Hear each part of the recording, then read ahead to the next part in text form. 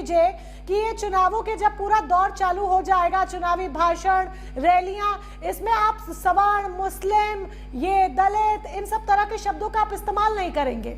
Samajwadi party इस्तेमाल ही नहीं करेगी। मुस्लिम शब्द बोलने से किसी दूसरे समाज को क्या छोटा दिखाना हो जाता है? क्या दलित बोलना किसी दूसरे समाज को छोटा दिखाना हो जाता है? अरे तो सवर्ण बोलना कैसे छोटा दिखाना हो गया भाई? अगर दलित बोलना छोटा दिखाना नहीं है तो सवर्ण बोलना छोटा दिखाना कैसे हो गया? लोधी समाज को लोधी बोलने के दूसरे समाज को छोटा हो जाता है? क्या यादव समाज बोल रहा है दूसरे समाज को? लेकिन आप सवर्ण बोलते हैं तो बाकी पूरा समाज अवर्ण हो जाता है। अच्छा ठीक है, जाति बोलते हैं तो संदीप सिंह यहाँ पर है, जो कि ठीक है, संदीप सिंह यहाँ पर है, करनी सेना की तरफ से हैं। अगर आप यहाँ पर ये जो ऑब्जेक्शन उठा रहे हैं ना, इस ऑब्जेक्शन को संदीप सिंह जी क्लियर कर देंगे कि वाकई में आपत्ति है या नहीं है, या फिर ये जो पॉलिटिकल गेम है जो आप यहाँ पर बैठकर कर रहे हैं आगे के चुनावों को देखते हुए, ताकि सवर्ण वोट बैंक आपके खाते में भी जा सके, यानी समाजवादी पार्टी के खाते में। करनी सेना से हमारे साथ संदीप सिंह जी हैं। संदीप सिंह जी, बाकी सवाल तो मैं ब्रजभूषण शरण सिंह को लेकर करूंगी आपसे, लेकिन पहले जरा ये बताइए, क्या राजनीति में खुलकर इस तरह के शब्दों का इस्तेमाल नहीं होता?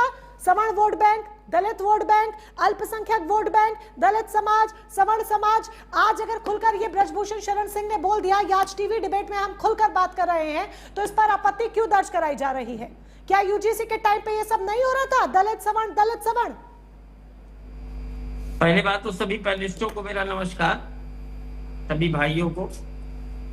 देखिए, अभी जो हमारे विद्वान प्रवक्ता भारतीय जनता पार्टी के या समाजवादी पार्टी के प्रवक्ता बोल रहे थे, तो सवर्ण कहा जाता है, उससे कोई अगर आदमी ये निकाल लेता है कि कोई अवर्ण हो गया, उसका कोई मतलब नहीं। पिछड़ा भी कहा जाता है, दलित भी कहा जाता है, मुस्लिम भी कहा जाता है, लेकिन बेसिकली हम लोग सामान्य वर्ग कहते हैं उसको सामान्य वर्ग कहा जाता है। लेकिन राजनीतिक पार्टियां जितनी भी हैं सब खुल के जातीयता का कार्ड खेलती हैं, उसमें मुझे कोई भी संकोच नहीं। उसमें चाहे भारतीय जनता पार्टी हो, चाहे समाजवादी पार्टी हो, चाहे बहुजन समाज पार्टी हो, या कोई भी हो, सब जातीयता का कार्ड या धर्म का कार्ड सभी लोग खेलते हैं, ठीक है। और अभी बहुत ज्यादा दिन पहले की बात नहीं, अभी यूजीसी के मैटर को लेकर जो हम लोगों ने धरना प्रदर्शन बवाल किया, तो वो यूजीसी के कानून का लोगों ने मुझसे पूछा क्या आप क्या भारतीय जनता पार्टी का विरोध कर रहे हैं? मैंने कहा जो लाएगा उसी का तो विरोध करेंगे भाई, जो लाएगा हम उसी का विरोध करेंगे, जो सत्ता में होगा हम उसी का विरोध करेंगे अगर कोई गलत कानून आया है। लेकिन उसमें समाजवादी पार्टी ने भी कोई हमारा साथ नहीं दे दिया, और ना बहुजन समाज पार्टी ने साथ दे दिया, ना कांग्रेस ने साथ दे दिया। सामान्य वर्ग की स्थिति इस समय इस देश में त्रिशंकु की तरीके से है। ब्रजभूषण सिंह के बयान से मैं पूर्ण रूप से सहमत हूँ। बिल्कुल स्पष्ट उन्होंने बात की कि मुस्लिम और सामान्य वर्ग जो है वो खलनायक ही है। मुस्लिमों के लिए तो तब भी मान लीजिए अखिलेश जी कहते हैं, मुझे बहुत अच्छा लगता है कि जो कहते हैं खुल के कहते हैं, कोई ढकी टुकी बात नहीं करते हैं, साफ शब्दों में उनका बयान रहता है। मुस्लिमों के लिए अगर वो करते आए हैं तो साफ साफ बात करते हैं। लेकिन भारतीय जनता पार्टी ने कभी सामान्य वर्ग के लिए साफ सुथरी और सीधी बात नहीं की है आज तक। और यही हम लोगों की लड़ाई थी कि आपके वोट बैंक का हम बड़ा हिस्सा रहे हैं, और हमारे वोट बैंक से भाई आप जब 1990 में 2 सीटों पे थे तो आप जो है बलियोगी पार्टी कहलाते थे। जब आप सत्ता की तरफ बढ़ने लगे, जब आपकी सीटें बढ़ने लगी, तो आपको कहा गया कि सामान्य वर्ग के सारे लोग इनके साथ जुड़ चुके हैं। ऐसा था भी, लेकिन आज यूजीसी जैसा कानून लाकर इन्होंने हम लोगों को कहीं का नहीं छोड़ा, त्रिशंकु की तरफ फंसा दिया। और इस पर ये जो ब्रजभूषण शरण सिंह का बयान है, क्या आप इस पर सोने पर सुहागा इसे मानते हैं जो अब इन्होंने बयान दिया? मैं तो इसलिए कहता हूं कि कम से कम किसी व्यक्ति ने हिम्मत तो की इतना खुलेआम कहने की। उन्होंने कुछ ढकी टुकी बात नहीं की, बिल्कुल स्पष्ट उन्होंने कहा कि मुस्लिम और सवर्ण दोनों खलनायक हैं। तो बिल्कुल मुस्लिम भाजपा के लिए खलनायक होगा और हम लोग सबके लिए खलनायक हैं। अब जैसे भारतीय जनता पार्टी के विद्वान प्रवक्ता भी बता रहे थे कि 10% ईडब्ल्यूएस का आरक्षण दिया, तो मैं चाहता हूं कि आप स्क्रीन पे मुझे दिखाएं, मैं उनसे एक सवाल कर लूं। अमरदीप त्रिपाठी जी को संदीप जी के साथ प्लीज स्क्रीन पर लाया जाए, वो सीधे सवाल करना चाहते हैं। ठीक है, बोलिए संदीप जी। त्रिपाठी जी आप ये बताइए, 10% आर्थिक आधार पर जो आरक्षण माननीय नरेंद्र मोदी जी ने दिया था, ईडब्ल्यूएस आरक्षण की शर्तों के बारे में आपको जानकारी है क्या? देखिए संदीप जी, शर्तों के बारे में बिल्कुल जानकारी है और शायद आपको भी जानकारी होगी। देखिए 10% ईडब्ल्यूएस जो आरक्षण दिया गया, ये पूरे देश में अभी तक जो सामान्य वर्ग की बात कर रहे थे, सामान्य वर्ग जो उपेक्षित था, बार बार आप लोग लड़ाई लड़ रहे थे। सामान्य वर्ग के जितने भी संगठन थे, चाहे करणी सेना थी, चाहे ब्राह्मण संगठन होते थे, वो अपनी भागीदारी की बात करते थे कि आर्थिक आधार पर उनको आरक्षण मिलना चाहिए।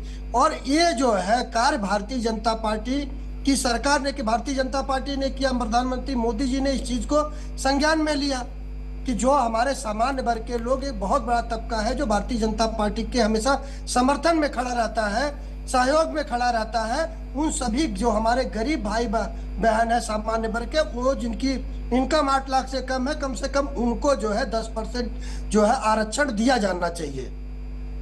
अच्छा त्रिपाठी जी, मेरा आपसे एक दूसरा सवाल ये है कि 8 लाख की इनकम तो आपने बता दी और 5 एकड़ जमीन की भी उसमें एक शर्त है, ठीक है?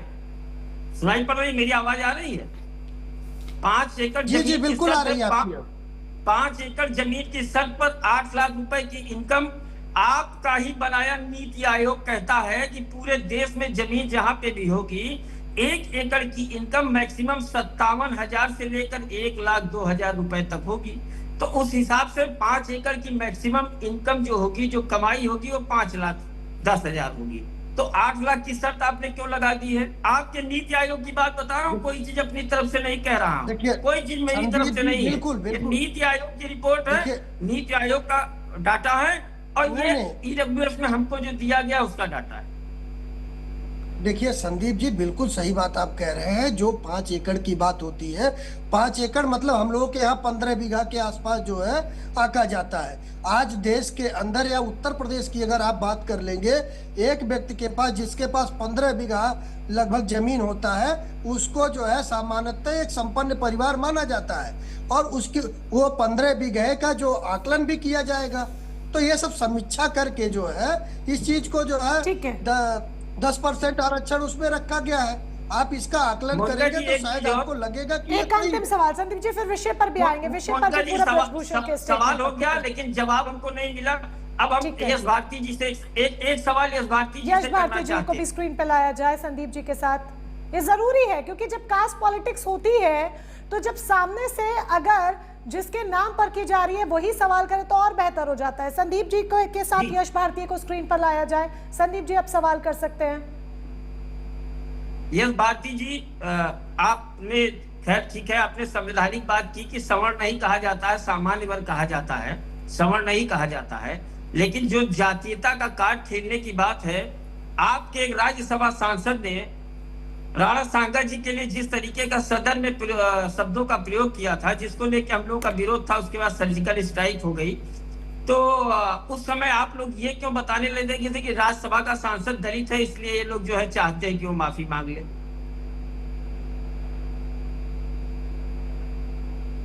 मुझे जवाब देना है? जी जी जी यश भारती जी, आपको जवाब मैंने आपसे कहा ना कि आप लोग ये क्यों कहते हैं कि दलित सांसद? क्या आपका प्रश्न पूरा हो गया हो तो मैं जवाब दे दूं। देखिए संदीप जी, पहले तो आपका मैं स्वागत करूंगा और बहुत धन्यवाद कहूंगा कि आपने जो एक अच्छी परंपरा की बात करी, आपने सामान्य शब्द को स्वागत योग्य बात करी और उसको आपने चलन में लाने की बात करी, जो काम हमारे मीडिया के मोनिका जी को करना था। नाराज नहीं हो, ठीक है, तो मैं आपका धन्यवाद कहूंगा, स्वागत करूंगा। जो आपने बात करी कि राणा सांगा जी को लेकर के जो बात की, उसको लेकर के माननीय अखिलेश यादव जी सारी बातों को स्पष्ट कर चुके हैं। अब हमारी पार्टी के राष्ट्रीय अध्यक्ष माननीय अखिलेश यादव जी सबसे बड़े नेता है। जब उन्होंने सारी बातें स्पष्ट कर दी है तो सारी बात खत्म हो जाती है। अब उस पुरानी बात पे हम जितना निचोड़ेंगे उतना निचोड़ते जाएंगे, हम और आप तो नई नई बातें करते रहेंगे, उन बातों का कोई मतलब नहीं है। ना हमारा आपके पूर्वजों से, क्योंकि जो भी हमारे देश के मान सम्मान के लिए लड़ा है, स्थिति परिस्थितियों से लड़ा है, वो सम्मान के लायक है। किसी भी स्थिति परिस्थिति में उसका अपमान नहीं होना चाहिए। माननीय अखिलेश यादव जी स्पष्ट कर चुके हैं। ठीक है, क्या